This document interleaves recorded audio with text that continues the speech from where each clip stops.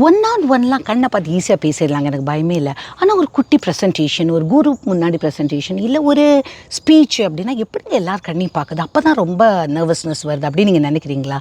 அதுக்கு பலவிதமான டெக்னிக் இருக்குங்க. ஃபஸ்ட்டு டெக்னிக், ஒரு சின்ன குரூப்பாக இருந்ததுன்னு வச்சுக்கோங்களேன்.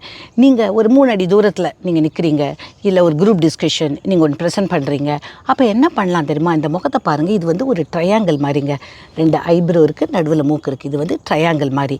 ஸோ நீங்கள் என்ன பண்ணலாம், அவங்களோட ஐப்ரோவை இங்கே பார்த்து பேசலாம். கண்ணை பார்த்தா தானே நீ பேசிடுவியா அப்படின்னு அவங்க சொல்கிற மாதிரி நம்மளுக்கு பயம் வருது.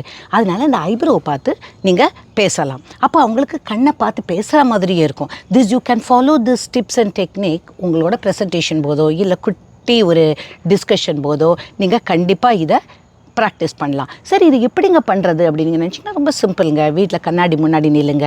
உங்களோட உருவத்தை வந்து ஒரு இதாக நினச்சிக்கோங்க, ஆளாக நினச்சிக்கோங்க, மேனேஜராக நினச்சிக்கோங்க. அதை மாதிரி பார்த்து ப்ராக்டிஸ் பண்ணுங்கள். மேபி 1 வீக் நீங்கள் வந்து ஒரு சைடு ஐப்ரோக்கு மேலே பார்க்கலாம், 2வது வாரம் 2, 3வது வாரம் மாற்றி மாற்றி பார்க்கலாம். ஸோ இதை மாதிரி ப்ராக்டிஸ் பண்ணிங்கன்னா உங்களோட கம்யூனிகேஷன் ரொம்ப கண்டிப்பாக ஸ்ட்ராங்காக இருக்குங்க. அப்போது அவங்களே அப்ரிஷியேட் பண்ணுவாங்க. நல்ல கான்ஃபிடெண்ட்டாக இவர் பேசுகிறாரு அப்படின்னு சொல்லுவாங்க. உங்களுக்கு இதை மாதிரி பல விதமான டெக்னிக் எனக்கு ப்ராக்டிஸ் பண்ணணும்னு நினச்சிங்கன்னா எஸ்ன்னு டைப் பண்ணுங்கள்.